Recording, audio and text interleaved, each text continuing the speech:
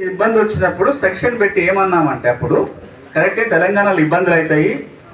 ఎవరన్నా 89 కంటే ముందు గనక ఇట్లా సాదా బైనామాలు తెల్ల కాగితాల మీద కొనుగోళ్లు చేసి ఉంటే గనక తహసీల్దార్లకు అధికారం ఇచ్చింది ఆ చట్టం, కొత్త చట్టం. ఏమన్నారు, మీరు తహసీల్దార్కి దరఖాస్తు పెట్టుకోండి, మీరు గ్రామీణ ప్రాంతంలో ఉన్న వ్యవసాయ భూమిని కనుక ఎవరైనా చిన్న సన్నకారు రైతులు, అందరు కాదు, చిన్న సన్నకారు రైతు గ్రామీణ ప్రాంతంలోని వ్యవసాయ భూమిని గనక కొనుగోలు చేసి ఉంటే 5 ఎకరాల లోపు తహసీల్దారు విచారణ చేసి ఒక సర్టిఫికెట్ ఇవ్వాలి. ఆ సర్టిఫికెటే 13B సర్టిఫికెట్.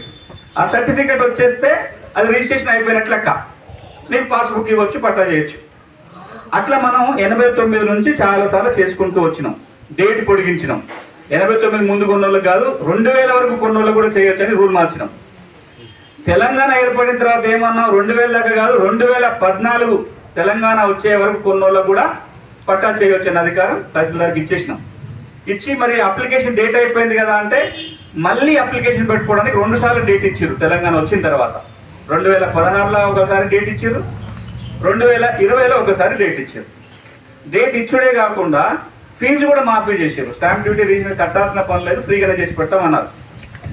దీని ప్రకారము తెలంగాణ ఏర్పడినాక 2016లో అవకాశం ఇస్తే 12,24,000 మంది దరఖాస్తు పెట్టుకుంటే విచారణ చేసి 6.5 లక్షల మందికి సర్టిఫికెట్లు, పట్టా పుస్తకాలు వచ్చినాయి.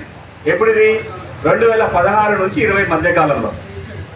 2020లో అప్పటి ప్రభుత్వం ROR చట్టాన్ని రద్దు చేస్తూ కొత్త చట్టం తెస్తున్నప్పుడు, ధరణి చట్టం తెస్తున్నప్పుడు మళ్ళీ ఒక్కసారి పెద్ద ఎత్తున రైతుల నుంచి డిమాండ్ వచ్చింది.